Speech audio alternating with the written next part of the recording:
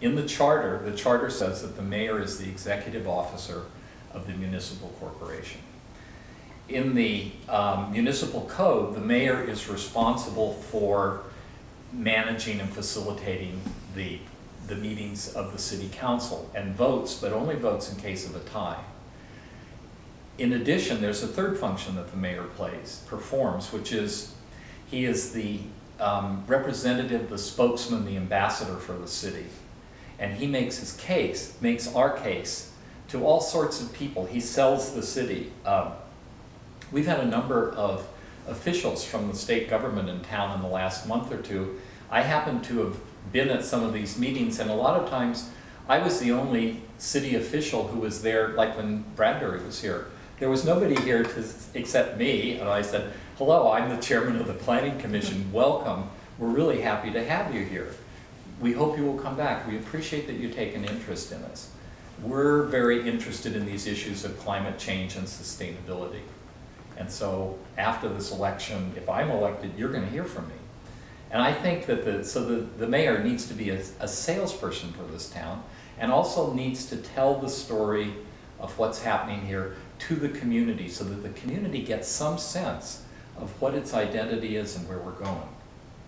Now, I said that the mayor was the executive officer of the municipal corporation.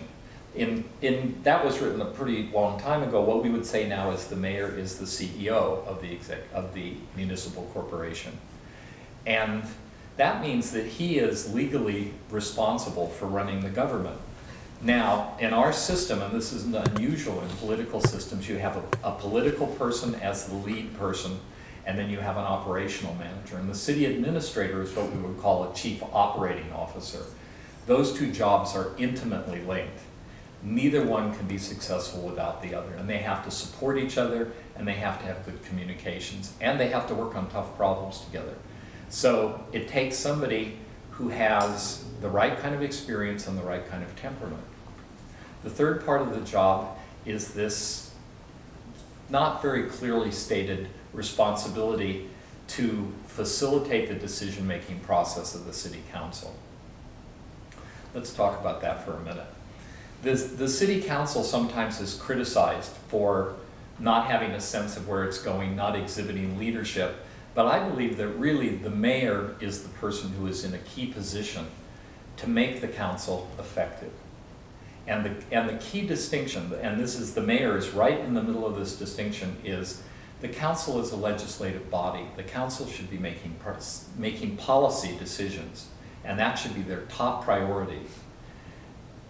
The city staff, under the direction of the city administrator, is the implementing arm of government. And so the mayor is in charge of one and facilitates the other. So the mayor bridges between those two and has the possibility of putting them into a cooperative relationship.